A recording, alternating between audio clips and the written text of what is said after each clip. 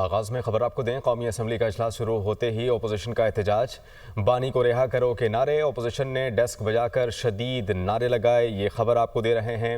آپ کو بتائیں کہ قومی اسمبلی کا اجلاس شروع ہوتے ہی اپوزیشن کی جانب سے شدید احتجاج کیا گیا، بانی کو رہا کرو کے نعرے لگائے گئے، اپوزیشن نے ڈیسک بجا کر شدید نعرے بھی لگائے۔ اسلام آباد سے جوائن کریں گے یاسر ملک۔ یاسر، اپڈیٹ کیجیے گا اس معاملے پر۔ دیکھیں، قومی اسمبلی کا اجلاس جو وہ اسپیکر قومی اسمبلی سردار ایاز صادق کی زیر صدارت جیسے ہی شروع ہوا تو اپوزیشن لیڈر عمر ایوب نے نقطہ اعتراض جو ہے وہ مانگ لیا، اور اسپیکر قومی اسمبلی ایاز صادق نے نقطہ اعتراض پر مائک دینے سے جب انکار کیا تو تحریک انصاف کے اراکین نے پارلیمنٹ کا جو ہاؤس ہے اس کے اندر احتجاج کیا اور شدید نعرے بازی کی۔ اسپیکر قومی اسمبلی کی جانب سے کہا گیا کہ یہ عوامی ایشوز ہیں، ان پر بات ہی یہ نہیں کرنا چاہتے، جس کے بعد قومی اسمبلی میں جو اجلاس ہے اس میں کورم کی نشاندہی کر دی گئی، اور کورم کی نشاندہی سے پہلے جو ہے وہ سنی اتحاد کونسل نے ایوان میں جو نعرے بازی شروع کی اور آوازیں نکالنی شروع کی۔ اس کے بعد جو سنی اتحاد کونسل کے محبوب شاہ ہیں انہوں نے کورم کی نشاندہی کی، جس پر اسپیکر قومی اسمبلی سردار ایاز صادق نے اراکین کی گنتی کروانے کا عمل جو وہ شروع کروایا، جس پر کورم کی نشاندہی کرنے کے بعد اپوزیشن نے اپنی واک آؤٹ بھی کیا، اور کورم جب پورا نہ نکلا تو اسپیکر قومی اسمبلی سردار ایاز صادق کی جانب سے یہ کہا گیا کہ جب تک کورم مکمل نہیں ہوتا اس وقت تک اجلاس کی کارروائی جو ہے اس کو ملتوی کیا جاتا ہے۔ جی ٹھیک ہے، قومی اسمبلی کا اجلاس شروع ہوتے ہی اپوزیشن کی جانب سے شور شرابہ کیا گیا۔ آپ ہمیں اپڈیٹ کر رہے تھے، بہت شکریہ۔ حکومتی مذاکراتی کمیٹی نے پی ٹی آئی کے مطالبات کا جواب تیار کر لیا ہے۔ 9 مئی سے متعلق جوڈیشل کمیشن نہ بنانے کا فیصلہ کیا گیا ہے۔ عدالتوں میں چالان پیش ہو چکے ذرائع کے مطابق 9 مئی کا کوئی سیاسی قیدی نہیں۔ خصوصی کمیٹی 2 نکاتی مطالبات کا جائزہ لے رہی ہے۔ عدالتوں میں زیر سماعت مقدمات پر جوڈیشل کمیشن نہیں بن سکتا۔ پی ٹی آئی مطالبات کا حقائق سے تعلق نہیں۔ پی ٹی آئی مذاکرات کمیٹی کو چوتھے دور میں تحریری جواب دیا جائے گا۔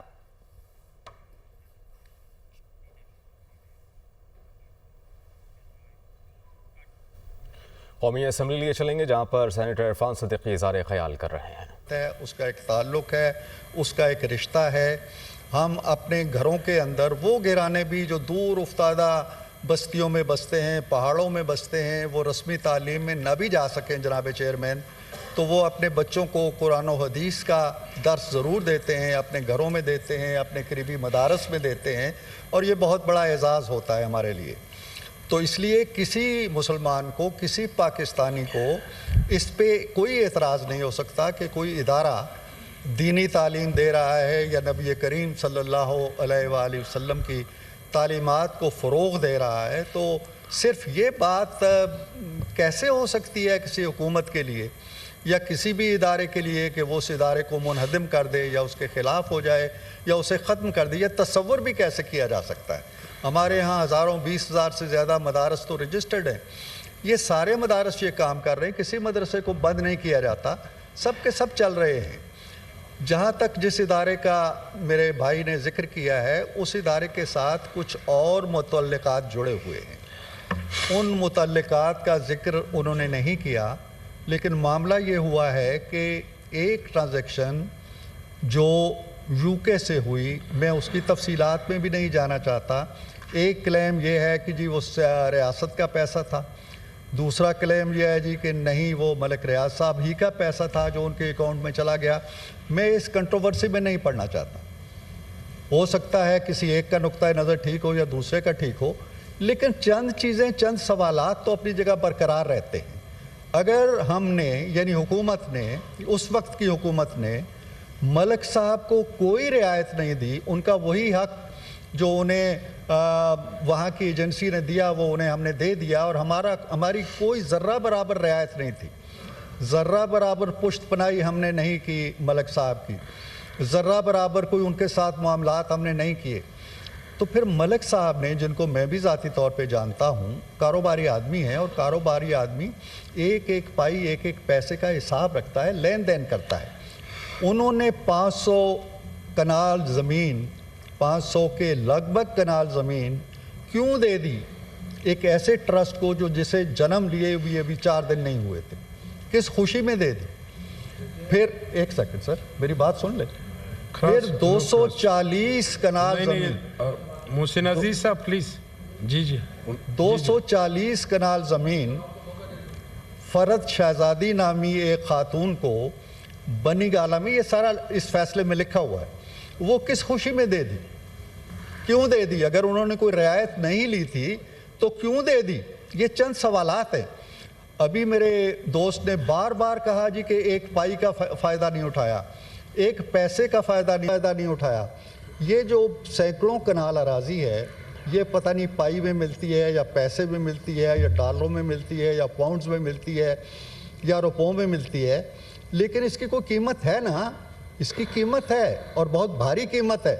और फिर जो ट्रस्ट बना जनाबे चेयरमैन, वो ट्रस्ट वजूद ही नहीं रखता इस वक्त। ये मैं बताता हूँ, 2020 के अंदर या 2021 के अंदर इन्होंने एक कानून बनाया और 1882 का जो एक्ट है उसे मनसूख कर दिया। कहा कि सारे ट्रस्ट नए सिरे से 2020 में रजिस्टर होंगे। ये ट्रस्ट वाहिद इस्लामाबाद का ट्रस्ट है जो रजिस्टर नहीं हुआ, आज तक रजिस्टर नहीं है। लिहाजा ये सारी ज़मीन, ये सारी जायदाद अब किसी ट्रस्ट की मलकियत नहीं है, ये दो शख्सियात की मलकियत है, खान साहब की मलकियत है और उनकी एहलिया की। इसके 4 ट्रस्टी थे जो 2 फारग कर दिए गए, 2 फारग हो चुके हैं, उनमें से सिर्फ 2 रह गए हैं और 2 इसके मालिक बन चुके हैं। तो कहने का मतलब ये है कि हुजूर सल्लल्लाहु अलैहि वसल्लम की सीरत जो है उसके लिए किरदार व अमल चाहिए, उसके लिए सिर्फ सलवार कमीज़ नहीं चाहिए, उसके लिए लबो लहजा चाहिए, उसके लिए तर्ज़ अमल चाहिए, उसके लिए उस उसवाए हसना की तलकीन चाहिए जो हुजूर ने दिया था। ये सलवारों और कमीज़ों से नहीं आती। आप इस सारे मुकदमे के अंदर ये जो पैसा आया है, ये जो ज़मीनें आई हैं, मैं उन अंगूठियों का और हीरों और जवाहरात का जिक्र नहीं कर रहा, ये वो चीज़ें हैं जो इस केस के अंदर आई हैं, मौजूद हैं, बरसरे ज़मीन है, हवाई नहीं है, खलाई नहीं है। अगर इनका रिश्ता जाके जुड़ता है एक ऐसे इदारे के साथ जिसको आप कहते हैं जी कि वो कोई यूनिवर्सिटी थी, वो यूनिवर्सिटी भी नहीं थी, वो अब भी एक कॉलेज है, एक ग्रेजुएट कॉलेज है जो लाहौर के एक कॉलेज से जुड़ा हुआ है। ये क्या कोई आप देवबंद खोलने जा रहे थे? आप कोई अलीगढ़ खोलने जा रहे थे? ये क्या है? 4 सालों के अंदर अगर 200 बच्चे वहाँ पढ़ रहे हैं, 2 डिसिप्लिन है सिर्फ। तो कहने का मतलब ये। और फिर एक और बात, वज़ीर आज़म को ये इख्तियार है कि वो पूरे मुल्क के अंदर यूनिवर्सिटियों के जाल बिछा सकता है। ये ट्रस्ट का जो काम होता है ये वो लोग करते हैं जो हुकूमतों में नहीं होते। जैसे खान साहब नहीं थे, उन्होंने बड़े अच्छे काम कर लिए, जैसे ईदी ने कर लिया। अब जो हुकूमत में होता है वो पूरे मुल्क के अंदर यूनिवर्सिटियाँ खोल सकता है, उसे इख्तियार है। उसे क्या पड़ी है कि वो इस तरह की एक ऐसे शख्स के साथ मिल के जिसको वो रियायत देते हैं उसके साथ मिलके उसके पैसे से एक इदारा खड़ा करे। तो इसलिए इसको इस आँख से ना देखें, इसको इज्तमाही तौर पर देखने की कोशिश करें। और जो ये फैसला कल आया है इसको पढ़े गौर से, इसके हक़ाइक़ पे नज़र रखें। ये वाहिद केस है जिसमें कोई हवाई खलाई चीज़ नहीं है, सारी की सारी बातें ज़मीन पे मौजूद हैं, फिलवाकई मौजूद है। तो मैं ये अर्ज़ करूँगा कि किसी की किसी इदारे से कोई दुश्मनी नहीं है, ना किसी दीनी तालीम से कोई दुश्मनी है, ना नौज़ुबिल्लाह हुज़ूर सल्लल्लाहु अलैहि वसल्लम की तालीमात से किसी को बुग़्ज़ है। ये चीज़ें ना लाएं बीच में। सियासत है तो सियासत ही रहने दें। तो मैं ये गुजारिश करूँगा शिवली भाई से कि वो इसको सियासत की आँख से ना देखें या मज़हब की आँख से ना देखें, इसको एक ऐसे वक़ूआ के तौर पर देखें जो ज़मीन के ऊपर मौजूद है और रूनुमा हुआ है। और हमारी पूरी तारीख के अंदर पहली दफ़ा इस तरह का केस सामने आया है, किसी वज़ीर आज़म के दौर में नहीं आया है। Thank you sir.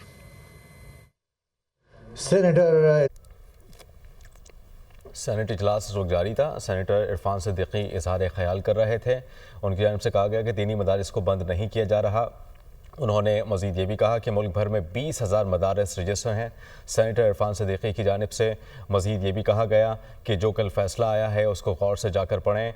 उन्होंने दीनी मदारिस से मुताल्लिक़ ये कहा कि दीनी मदारिस बंद नहीं किए जा रहे, जो आईन व कानून के मुताबिक होगा वो करेंगे। मुल्क भर में 20,000 मदारिस रजिस्टर हैं। इस मामले पर हुकूमत मज़ीद भी اقدامات کر رہی ہے۔ ان کی جانب سے یہ کہا گیا کہ جو فیصلہ آیا ہے 190 ملین پاؤنڈ سے متعلق، ان کی جانب سے یہ کہا گیا کہ اس کو سیاست کی نظر کیا جا رہا ہے۔ جو کیس میں چیدہ نکات جو رکھے گئے ہیں ان کو جا کر پاکستان تحریک انصاف کے رہنما پڑھیں، اس میں کیا لکھا گیا ہے اور کیا فیصلہ آیا ہے۔ ان کی جانب سے مزید یہ بھی کہا گیا کہ ملک بھر میں 20,000 سے زائد جو مدارس ہیں وہ رجسٹر ہیں۔ سینٹ اجلاس اس وقت جاری ہے۔ عرفان صدیقی کی جانب سے اظہار خیال کیا گیا۔ ان کی جانب سے یہ کہا گیا کہ ملک بھر میں تقریباً 20,000 مدارس رجسٹر ہیں اور اس پر مزید جو ہے حکومت اقدامات بھی کر رہی ہے۔ 190 ملین پاؤنڈ کیس کا فیصلہ آیا ہے بانی پی ٹی آئی کے خلاف۔ ان کی جانب سے یہ کہا گیا کہ پاکستان تحریک انصاف کے جو رہنما ہیں وہ اس کیس کو سیاست کی نظر کرنا چاہ رہے ہیں۔ کیس جو آیا ہے اس کو جا کر پڑھیں۔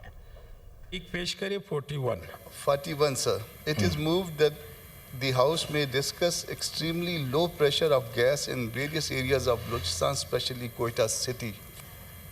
Sir, جیسا کہ میں اور آپ جانتے ہیں کہ سردیوں کا موسم ہے اور سردیوں کے موسم میں وفاقی وزیر اطلاعات عطا اللہ تارڑ کہتے ہیں کہ وزیراعظم نے 8 فروری کو یوم تعمیر و ترقی منانے کا اعلان کیا ہے۔ ملک کی معیشت کے حوالے سے اچھی خبریں آ رہی ہیں۔ ملک میں معاشی استحکام آ رہا ہے، سیاسی استحکام بھی آئے گا اور سیاست سمیت ہر جگہ سپورٹس مین سپرٹ کا مظاہرہ ہونا چاہیے۔ وہ اسلام آباد میں میڈیا سے گفتگو کر رہے تھے۔ اکانومی کے حوالے سے اچھی خبریں آ رہی ہیں اور مہنگائی کم ہو رہی ہے، ہمارا انٹرسٹ ریٹ نیچے جا رہا ہے، دنیا کے بہترین جو مالیاتی ادارے ہیں پاکستان پہ اعتماد کا اظہار کر رہے ہیں، سٹاک مارکیٹ دن بدن اوپر جا رہی ہے۔ تو وزیر اعظم صاحب نے جو 8 فروری آنے والا ہے اس کو یوم تعمیر و ترقی کے طور پہ منانے کا اعلان کیا ہے۔ دیکھیں سپورٹس مین اسپرٹ تو ہر جگہ ہونی چاہیے اور ہر فیلڈ میں سپورٹس مین اسپرٹ کے ساتھ ساتھ بڑے دل کا مظاہرہ بھی کرنا چاہیے۔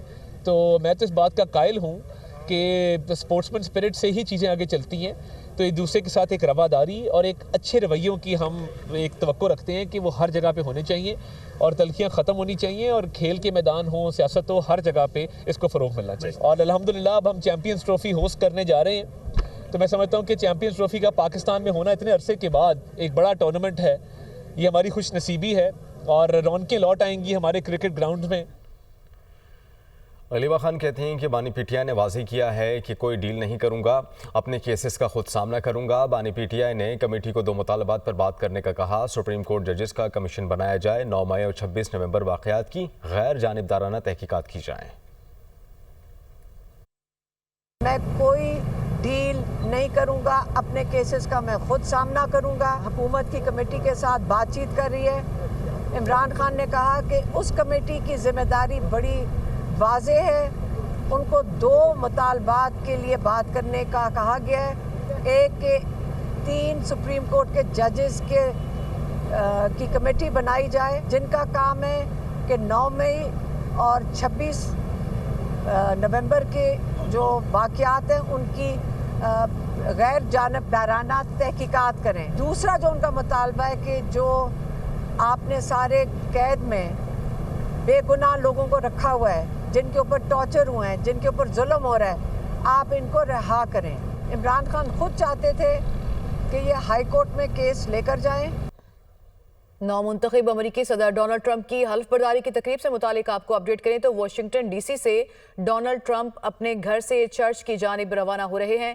یہ مناظر جو آپ اپنی ٹیلی ویژن سکرینز پر دیکھ رہے ہیں یہ ڈونلڈ ٹرمپ کے گھر سے چرچ روانہ ہونے کے مناظر ہیں اور جگہ ہے یہ واشنگٹن ڈی سی۔ آج حلف برداری کی تقریب ہوگی، بڑا تاریخی دن ہے امریکہ کے لیے، دوسری بار صدر منتخب ہوئے ہیں ڈونلڈ ٹرمپ ایک ایسی سچویشن میں جب ان پر بہت سے کیسز تھے اور یہ توقع بھی نہیں کی جا رہی تھی کہ وہ دوبارہ سے منتخب ہو سکتے ہیں۔ دوسری بار وہ اپنے عہدے کا آج حلف اٹھانے جائیں گے، حلف برداری کی تقریب ہوگی اور مختلف اس سے پہلے جو مصروفیات تھیں آج کی وہ جاری رہیں اور اس وقت کے یہ جو مناظر ہیں یہ واشنگٹن ڈی سی کے ہیں جس میں نومنتخب امریکی صدر ڈونلڈ ٹرمپ جو ہے وہ گھر سے چرچ کے لیے روانہ ہو چکے ہیں۔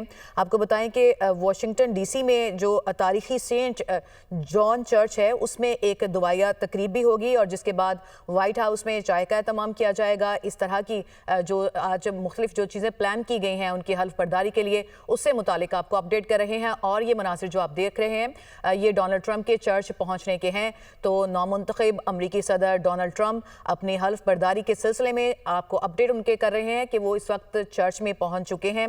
واشنگٹن ڈی سی میں وہ اس وقت موجود ہیں، گھر سے روانہ ہوئے تھے کچھ دیر پہلے اور اس وقت وہ چرچ میں پہنچ چکے ہیں۔ اور آپ کو بتائیں کہ آج بڑا تاریخی دن ہے امریکہ کے لیے، سپر پاور امریکہ کے لیے اور صدر ڈونلڈ ٹرمپ کے لیے، جو آج دوسری بار اپنے عہدے کا حلف اٹھانے جا رہے ہیں۔ صدر مملکت آصف علی زرداری سے ایرانی مسلح افواج کے چیف ڈاکٹر محمد باقری کی ملاقات ہوئی۔ ملاقات میں دو طرفہ اہمیت کی امور پر تبادلہ خیال کیا گیا۔ ملاقات میں پاکستان اور ایران کے درمیان دیرینہ اور برادرانہ تعلقات کو اجاگر کیا گیا۔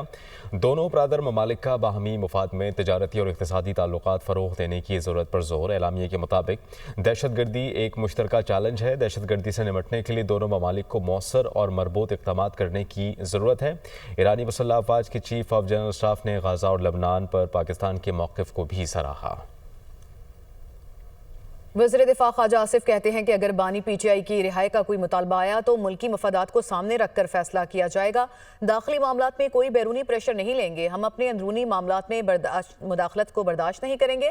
اور پی ٹی آئی کے ساتھ جب مذاکرات شروع ہوئے تو بانی کے خلاف مقدمہ چل رہا تھا۔ بانی نے خود کہا ہوا ہے کہ کیس کا فیصلہ مذاکرات پر اثر انداز نہیں ہوگا۔ مذاکرات جب شروع ہوئے تھے تو اس وقت بھی مقدمہ چل رہا تھا، یا تو یہ ہے کہ مذاکرات شروع ہونے کے بعد کوئی اس میں سے کوئی پیش رفت ہوئی ہو۔ مقدمہ چل رہا تھا، اس میں گواہیاں بھی میرے خیال ہو چکی ہوئی تھیں، وہ بالکل فائنل سٹیج پہ تھا۔ تو میرا خیال ہے کہ ان دونوں چیزوں میں خود انہوں نے کہا ہوا ہے چیئرمین پی ٹی آئی نے کہ مذاکرات کیس کا جو ہے فیصلہ مذاکرات پر اثر انداز نہیں ہوگا۔ اب تو ان کی سٹیٹمنٹ آ گئی ہے کہ ان کا اسٹیبلشمنٹ کے ساتھ رابطے ہو گئے ہیں، آ گئی ہے نا؟ جی بالکل، میں غلط تو نہیں کہہ رہا۔ تو ہمارے ساتھ مذاکرات کی کیا ضرورت ہے؟ ان کا مقصد تھا کہ اسٹیبلشمنٹ تک پہنچنے کا، وہ پہنچ گئے ہیں۔